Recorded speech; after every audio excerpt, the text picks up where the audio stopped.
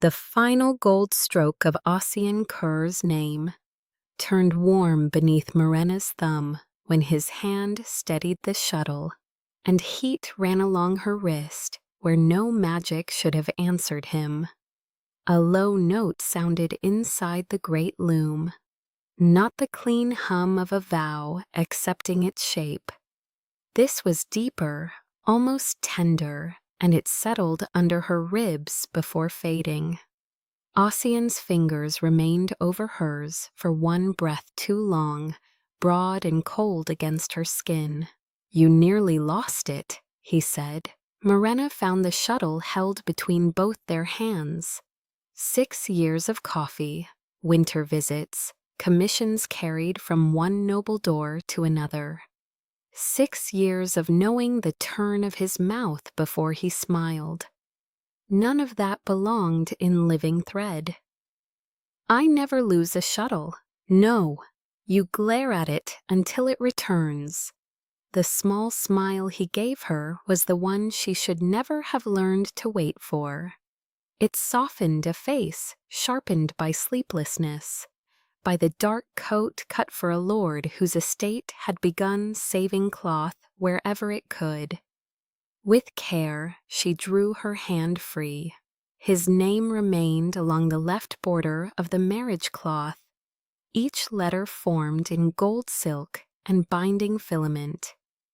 The right border held only prepared warp, pale and bare, waiting for the woman he would wed at the end of the week. "I should have sent my steward," Ossian said. "I know. You should have." "I trusted your hands." Trust. Such a well-mannered word for asking a woman to bind the man she loved to someone else. On the bench beside him rested a packet of bride silk wrapped in white paper. Marenna lifted it before her face could betray her. The first length slid cool across her palm, fine enough for a marriage of consequence.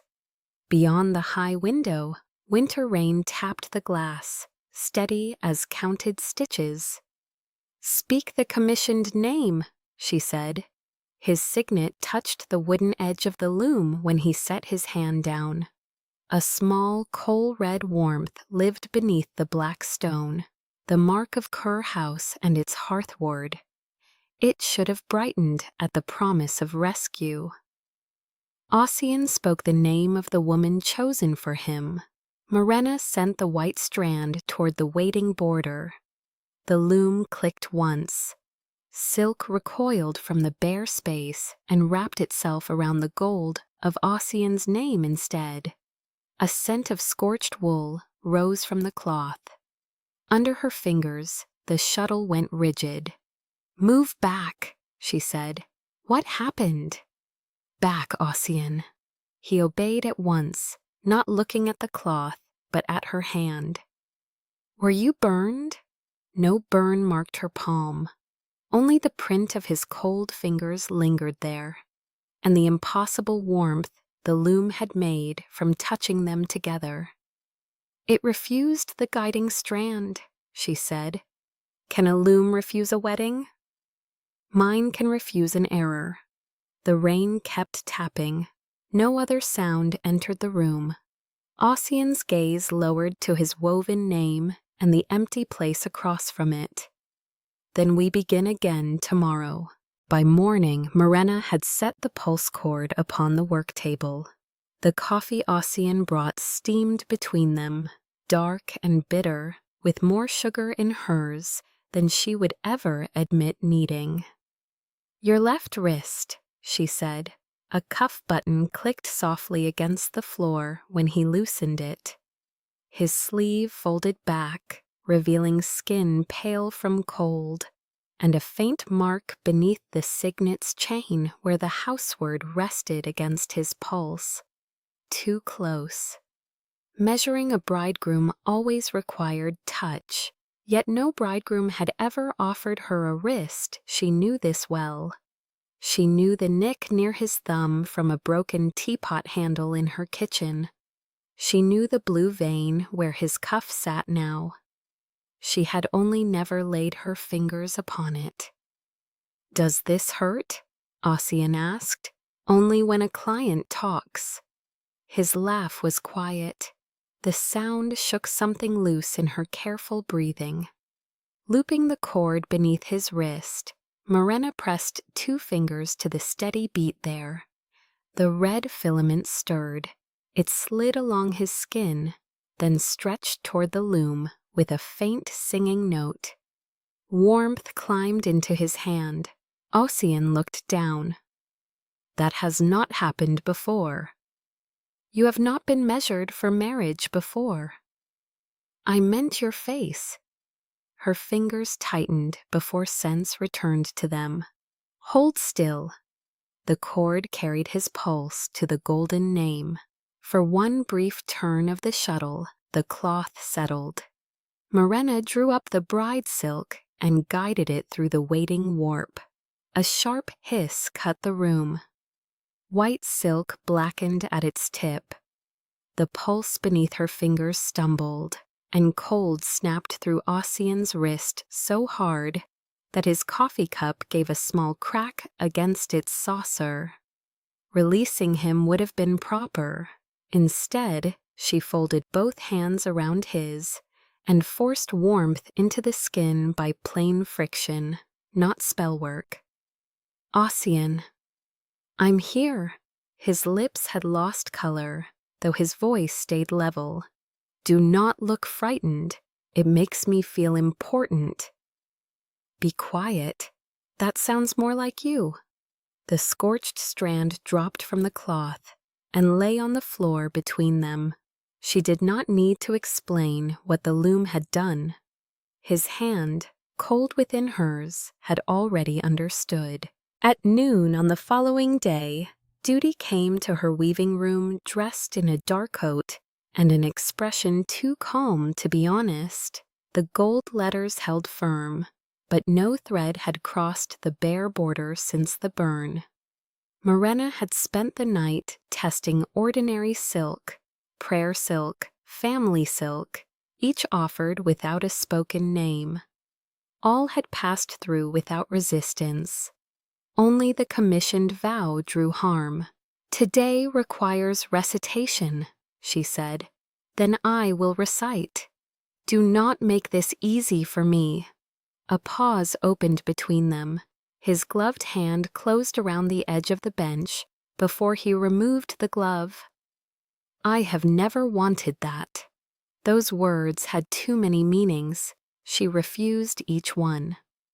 Standing at his shoulder, Marenna raised the shuttle while he placed his palm on the woven border. "I bring my name," Ossian said. The loom answered in a mild, waiting tone. "I bring my roof, my fields, my protection, and my lawful devotion." His voice changed on the last word. Not much. A grain of roughness, enough for Marenna to feel it against the side of her neck. Thread slipped beneath her fingers. She fed the white silk forward, not looking at his mouth, not noticing the scent of rain still clinging to his collar. "And to the woman named in this cloth, I give—" The sentence broke. A filament of gold peeled from the final letter of Kerr. Ossian drew a single breath through his teeth. The ember within his signet dimmed until the stone held only blackness, and the warmth left the room with it. Marenna caught his arm before he could fall against the loom. His shoulder pressed against hers, solid for half a heartbeat, then heavy. The shuttle struck the floor. "No more," she said. "Our marriage vow cannot stop because I am tired." "This is not tiredness," his gaze fixed on the loose gold line trailing from his name. A pulse still moved through it, weaker than before. "Can you mend it?" "Not while the cloth is being asked to take what is false." Nothing in his face moved. That made it worse. Outside, a cart rattled over wet stone. Inside, His arm remained against hers, held there by need rather than permission. The cloth had given her what she had avoided for 6 years, proof without mercy. By late afternoon, the coffee in the courtyard had gone cool. Stone walls sheltered a square of rain-dark paving, and one small table beneath a covered arch. Marenna sat with both hands wrapped around her cup, grateful for the ceramic barrier between her palms and the memory of his skin. Across from her, Ossian had abandoned his gloves on the table. The signet showed a weak interior ember again, no larger than a pinprick. "You always leave half your coffee," he said. "You always notice." "I notice a great many things I never mention." The cup warmed her mouth and did nothing for her throat. 6 years unfolded inside that one sentence. His boots by her stove when snow closed the road, his quiet repairs to her warped window latch, the pastry he claimed had been given to him by accident whenever work kept her from eating. "Why did you come yourself?" she asked. "Truly." A raindrop fell from the arch and struck the table between their cups. "Because I did not want this in a stranger's hands." "That is not an answer. It is the only one I can give before the cloth is finished." For the first time since the commission arrived, anger gave her something cleaner than pain. "You think the cloth is the dangerous thing in that sentence?" A muscle moved beside his jaw. "No." From within the workroom came a single wooden clack. Both cups were set down at once. The marriage cloth had been rolled for carrying, its lower edge tied to a resting rod so it could be taken to the chapel before presentation. Now the rod had slipped, pulling one corner low against the floor. Reaching it first, Marenna lifted the bundled cloth and found its gold border caught on a peg. Ossian bent beside her to release it. Their hands closed upon the same shuttle lodged in the folded silk. Too near.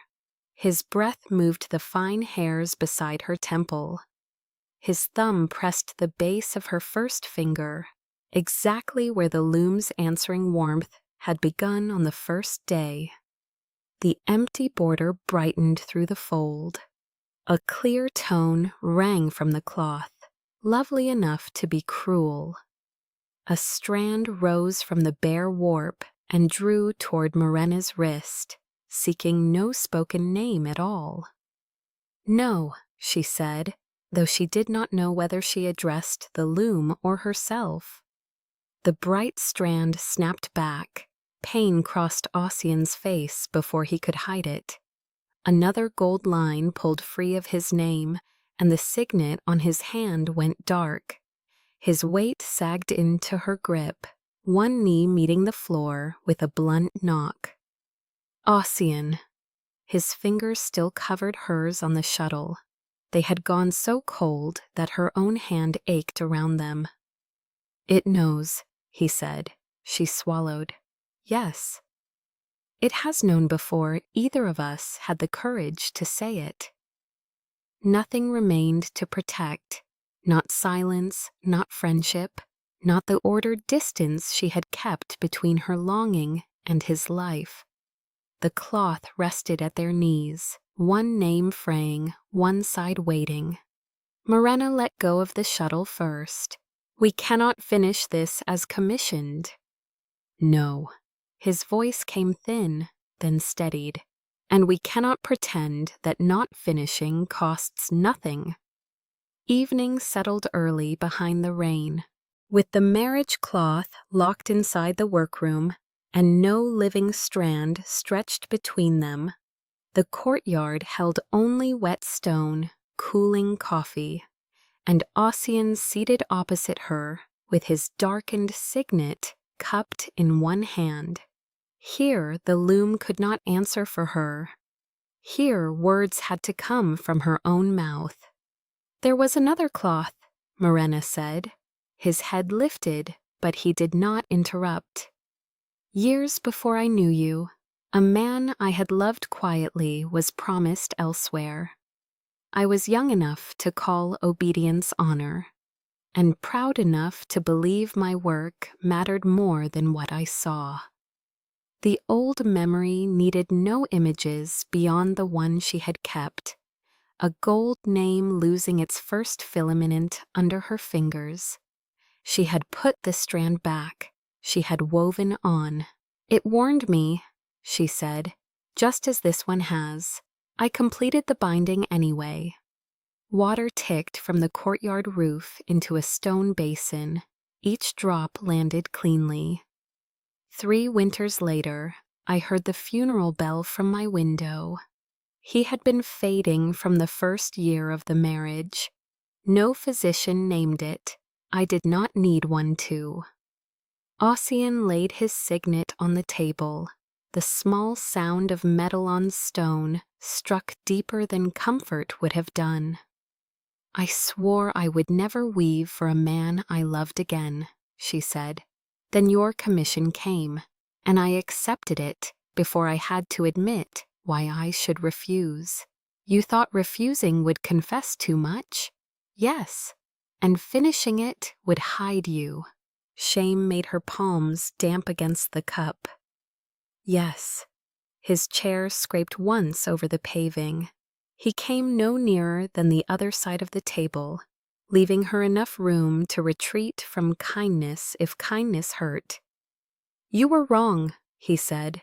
"You were also young, frightened, and asked to hold the blade by people who would never feel its edge." "No, do not make me innocent." "I will not." His voice lowered. "I will not make you unforgivable either." The stone basin filled one drop at a time. No binding note sounded. No thread forced truth into shape. That made his mercy harder to bear, and far more precious. Marenna pressed her fingertips to the table until the trembling eased. "Now you." A faint, tired curve touched his mouth. "You always were exacting." "Now, Ossian." He turned his bare hand upward. Without its ember, the signet looked like a common piece of metal, too small to have taken so much from him. "My house has been failing longer than anyone beyond its walls knows," he said. "Each cold season, the ward keeps hearths burning, in rooms where there would be no fuel by midwinter. It has been drawing from me since my father died." Cold hands, winter visits with a coat never removed, the pallor she had blamed on travel. Each detail fell into place, and she hated the pattern they made. "The marriage brings another source of protection," he continued. "Grain stores, money, a ward strong enough to relieve mine. If the marriage binds, the people under my roof are kept through winter, and you are drawn apart thread by thread." His hand closed, empty now. "That was not in the agreement. You suspected. I knew I was offering a life shaped around obligation. I did not know the cloth would call it a lie." A harsh laugh almost rose from her, but failed before it reached sound. "You came to the one woman whose loom could refuse you." "I came to the woman I trusted to tell the truth when I would not." At last, he reached across the table, not for her hand. He stopped with his palm open between them, his choice visible and waiting. "I have wanted you since the spring you brought tea to Kerr House, and scolded me for keeping damp boots near old books," he said. "I told myself friendship was enough, because wanting more required taking something from someone. From you, from my people, from the life already assigned to me." Her chest tightened around each careful breath. 6 years, he said. I built 6 years around not asking. Marenna looked at his offered hand. The loom was locked away. The signet lay cold beside his cup. Nothing in the courtyard could compel her forward or hold her back. Placing her palm in his, she felt the chill of him and the firm closing of his fingers. I loved you when you pretended the broken window latch repaired itself, she said. His thumb moved once over her knuckles. It was a gifted latch. I loved you when you brought terrible coffee and drank yours without complaint. It improves through suffering. I loved you when your name appeared on the commission. That silenced him. The truth hurt less once it existed between their joined hands. It did not mend the loosened gold threads. It did not fill the bare border. Yet the space inside her, clenched for years around unsaid words, opened enough to let her breathe. We go to the chapel tonight, she said, his grip warmed by the smallest degree. To finish it? To end the lie, whatever ending remains afterward. Midnight sounded from the chapel bell while Marenna set the marriage cloth upon its presentation frame. The chapel was smaller than she had imagined from the outside. Beeswax candles stood in shallow iron dishes, their flames bent toward the cloth as its living threads woke. Rain drummed above the roof. Beside the frame waited 3 skeins, the bride silk, Marenna's own dark red oath silk, and plain linen for mending torn edges. Ossian stood on the other side of the frame, one hand braced against its wood. His name had lost 2 gold strands. Enough remained to recognize him. Enough remained for the cloth to take more. By dawn, the binding must either be presented or denied. No living hand breaks a finished oath, she said. I know. If I weave the commissioned name, your house receives what was promised, and you watch me diminish. If I weave mine, the alliance is lost, and you are held by my wanting. His eyes remained on her face, not pleading, not commanding, giving her the respect of the dreadful choice. Leave it blank, he said, and nothing will hold. Nothing will protect your people by mourning. No, the dark signet pressed into his palm. Nothing will. A gust pushed rain against the high windows. Candle flames leaned farther, making the gold letters tremble in their light. Marenna lifted the bride silk, one safe action, one admired act. One finished commission carried into a marriage ceremony while everyone praised the strength of her craft. Kerr roofs kept warm, Kerr stores filled. Ossian beside a wife he had not chosen, diminishing so quietly that no one could call it murder. Her fingers threaded the shuttle. A sound came from him, not a word, breath drawn tightly and released under control. Forgive me, she said. The shuttle entered the warp. White silk crossed the empty border and caught. For one beat, the cloth accepted it, then a gold strand tore free from Ossian's name. With a wet little snap, his hand slipped from the frame. The signet flared against his palm, bright enough to throw a red mark across his skin, and then the light began pulling inward. Marenna dropped the shuttle. Crossing the narrow space, she caught him before his shoulder struck stone. His forehead lowered to hers, not by tenderness, but because his strength had failed. No, she said. No, I will pull it out. His fingers found her wrist, weak, cold, certain. Listen to me. I know what it is doing. Then listen. The cloth hissed behind them. A second gold thread lifted, ready to tear. Ossian drew enough breath for words. I will not pay for warm rooms by letting you become the hand that ends me. People depend on you. They depend on a man who has called fating useful because he feared choosing a life. His hold tightened once. Do not bind me to her. Do not bind me to you. Let me choose you with nothing forcing my hand. Rising with him, Marenna returned to the cloth. The bride silk remained caught in the warp, white against the waiting border. She grasped it and pulled. The loom resisted. Pain shot through the base of her fingers, where every binding she had ever made had begun. A thin brightness appeared under her skin, the hidden oath thread that answered when she commanded vows to hold. Ossian placed the signet beside her hand. What do you need? Your ward will fight to keep the alliance. It has taken enough. Once released, it cannot be recalled. His mouth formed a line she recognized from every hard kindness he had ever offered. Then let it go with what has kept me from you. Marenna laid the signet upon the loose gold of his name. With her other hand, she drew the brightness from her own palm.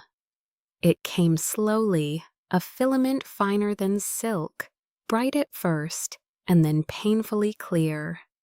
Every marriage cloth she might have woven waited within that line. Every reputation bought by unbreakable promises. Every sure command of thread. For the first time in her working life, the loom shuddered away from her touch. You will be only a weaver, Ossian said, his voice rough. Only a woman with thread. No, his cold hand covered hers on the shuttle. Never only. Their joined grip pushed the clear filament through the white false strand and beneath the signet. The loom gave one deep, grieving note. Marenna pulled. The bride silk came free. The signet split with a quiet crack, and its ember rose once, a small flare above the frame, before dissolving into the rain-heavy dark. Through Ossian's hand, she felt a last tide of heat run outward, away from his pulse, away from the rooms it had guarded. Her own filament broke next. No pain followed. That was the cruelty of it. Only absence, clean and enormous, where the living answer of thread had filled her since childhood. Across the marriage cloth, every binding line loosened. Gold settled into stillness along one border. Ossian's name remained, no longer a command and no longer a wound. Opposite it, the bare warp waited without reaching for anyone. The shuttle fell flat upon the chapel floor.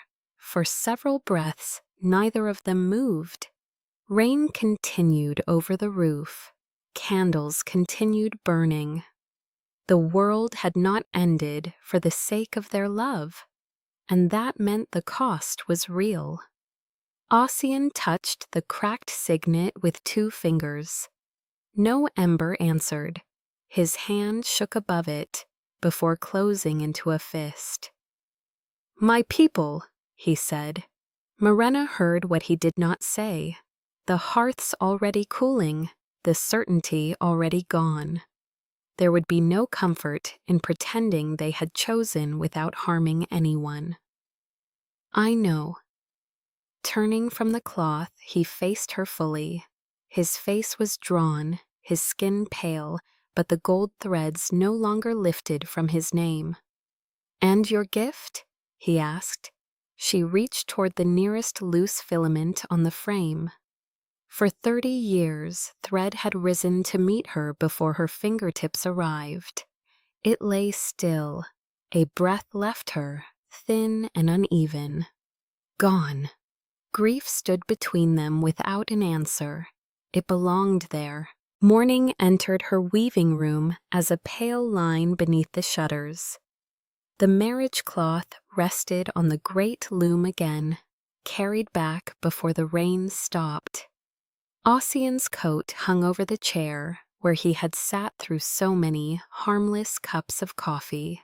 His cracked signet lay beside the unused bride silk. A plain linen thread rested across Marenna's palm. She had called it once, then again. Nothing stirred. The workroom held the hush of tools that no longer recognized their maker. "Do not try once more for my sake," Ossian said from the window. "It is not for your sake." "I know." That was why the words did not wound.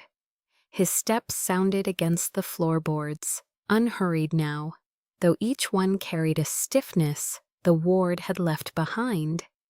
When he reached the loom, he stood beside her without touching.